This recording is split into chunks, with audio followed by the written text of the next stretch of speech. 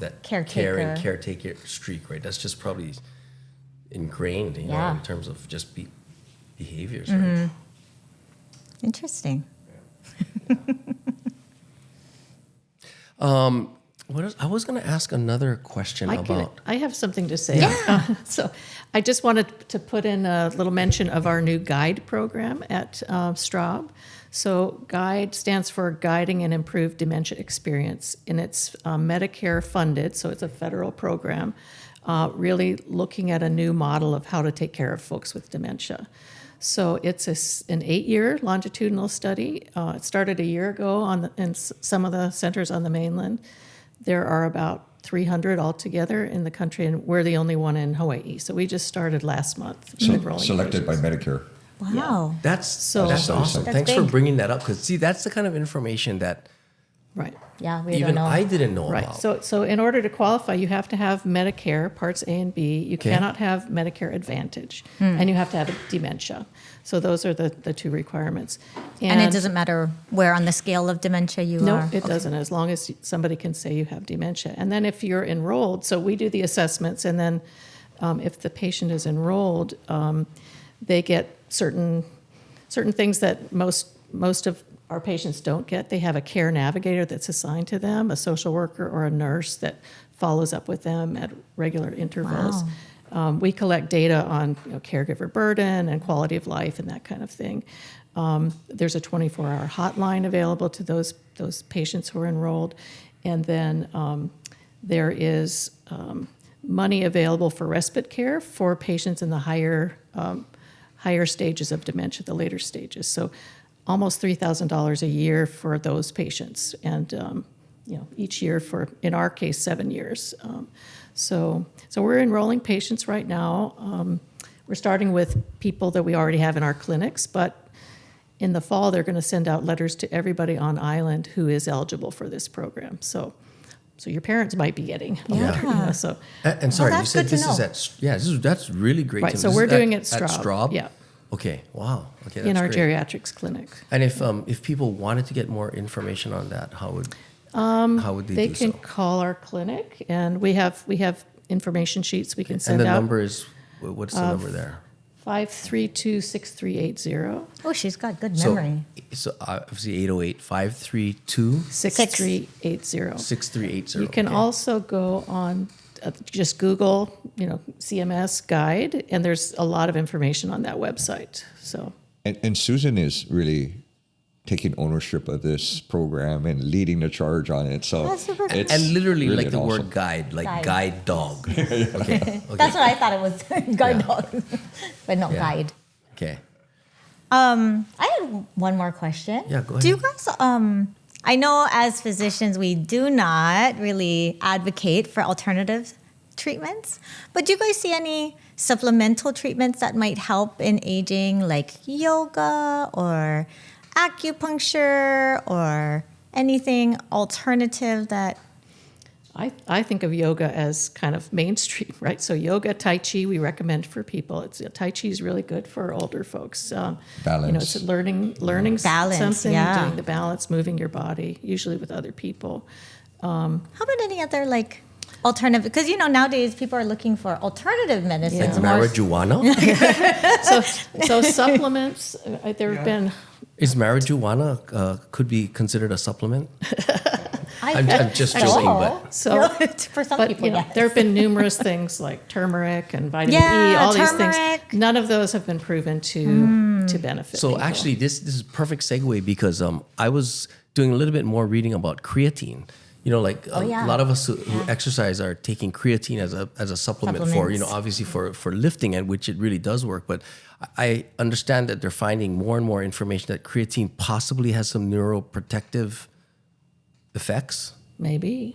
I mean, I haven't heard Maybe of that, back to the muscle, back to the movement, back to that helps Yeah. longevity. I don't know. but there's a lot of supplements. I mean, like vitamin D. Yes. Even though we get it from the sun and we live in Hawaii, you would think we would all have good vitamin D, but a lot of us use, sunblock, and we're not outdoors anymore. To activate it. Yeah. Mm-hmm. And so just vitamin deficiencies. And I remember the tea and toast diet from medical school. Do you remember that? No. They would say that you got to be careful for elderly because they're on the tea and toast diet for all the Oh, I see what right you're or saying. something like that. So I don't know, supplements and Actually, vitamin D. There was a study last year. I don't know if it was all women, but they compared women who were taking multiple vitamins to women who weren't. And the people that took the multiple vitamins had a lower risk of cognitive decline compared to the ones that didn't.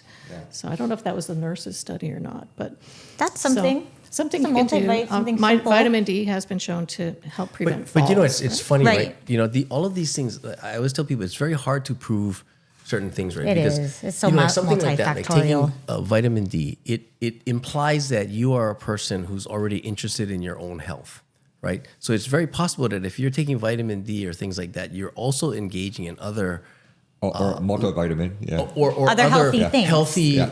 lifestyle, Of course. Yeah. you know, activities, right? You're probably exercising. You know, if you're taking creatine, you're probably, probably exercising, exercising. right? You're probably not the type of person that's sitting Yeah. around doing nothing. Right. So it's interesting that all of these things seem to. Well, what I mentioned, remember, prior to this was the shingles vaccine. Right. I mean, there's no cause and effect. Like, we don't know for sure, right? Some people say that shingles virus could be going to our brain and tau proteins are somehow protective.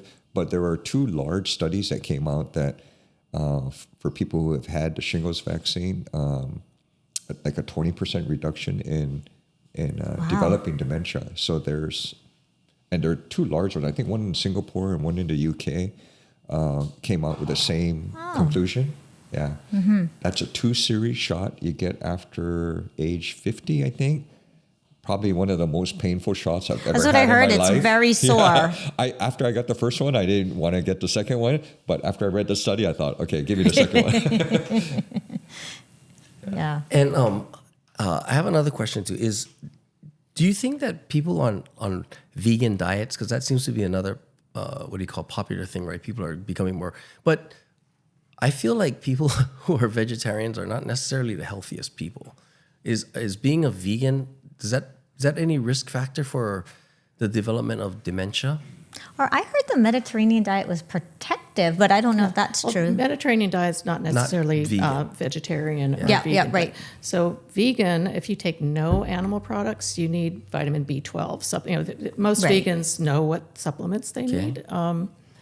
But plant proteins are Right. That's why I are thought the actually, Mediterranean. yeah. Like chicken, fish, Or good actually, oils. what were you going to say there? That plant proteins are healthy proteins. Okay. We probably all consume too much animal protein.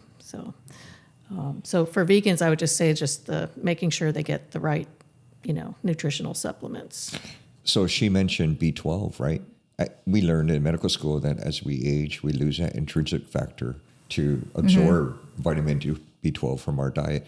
And that's why in the old days, they used to give everybody B12 injections. Shots. Yeah. Right? Yeah. So, and we know that people with low vitamin B12 can develop sort of a pseudo dementia, I guess, And that's one of the few things that They we aren't check. still doing that, right? Well, Injections? Yeah, the B12. Some people probably still are. But it's not part of our normal.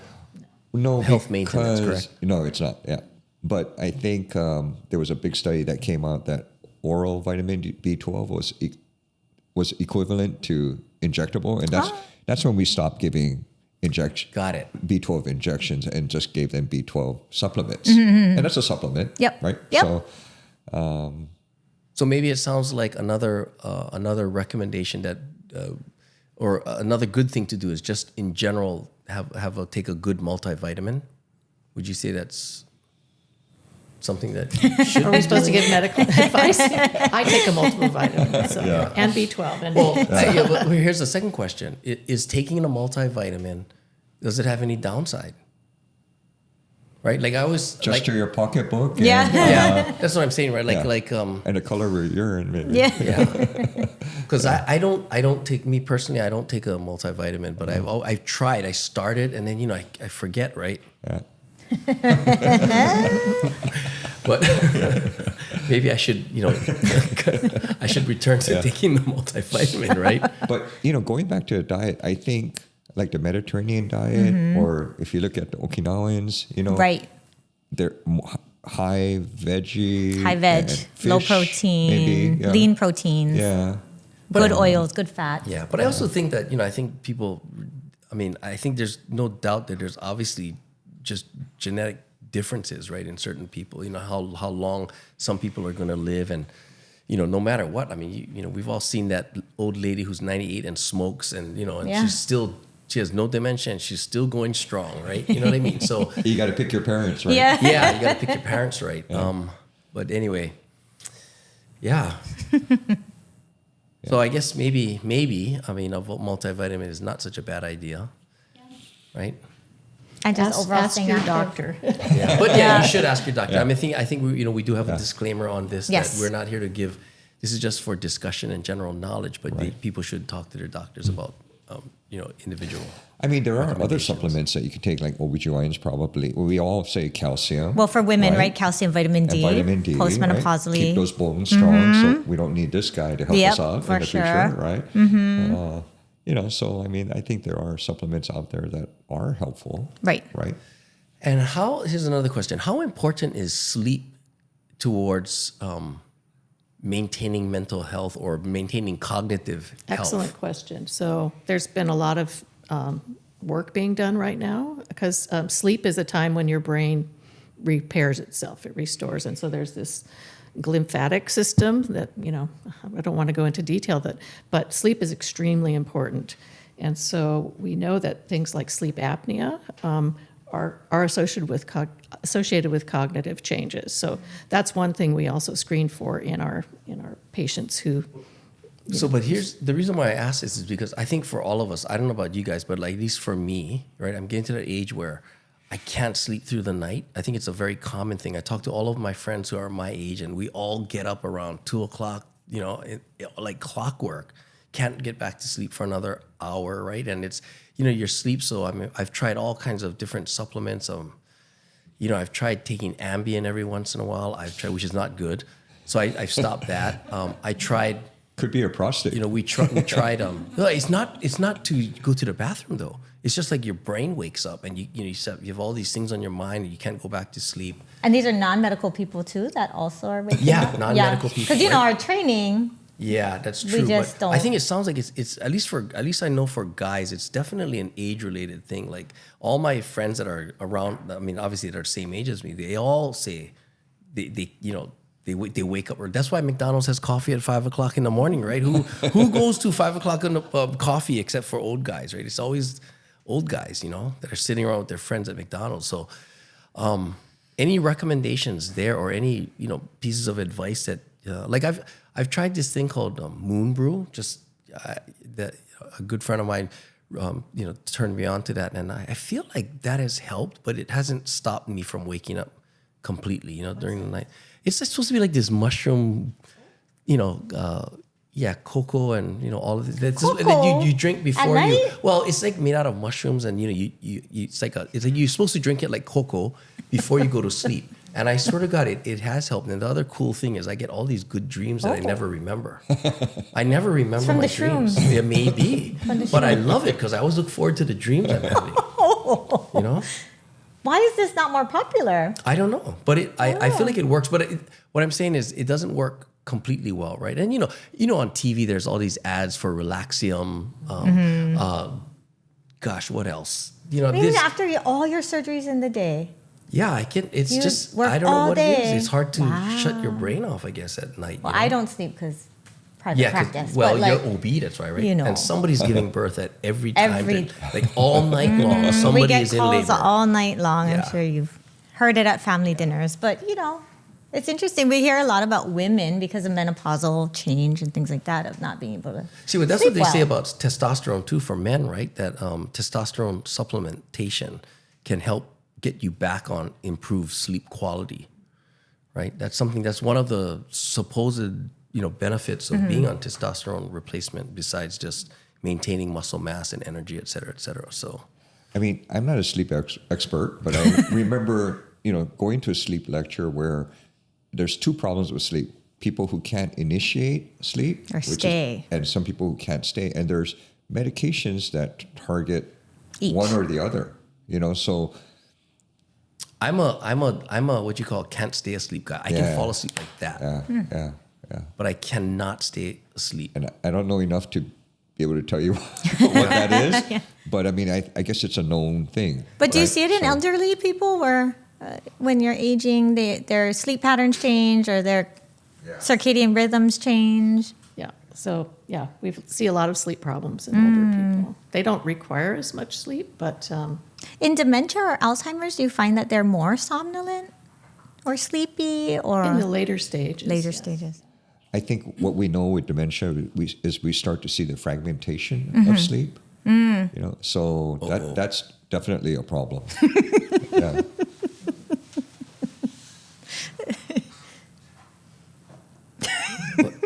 See, I forgot what I was going to ask. I want to try that mushroom coconut. I know, and I'm like, what is this mushroom thing you're Yeah, on? I've tried that, and But I can't go to sleep. I can't take anything. well, it doesn't. Another thing is I don't wake up feeling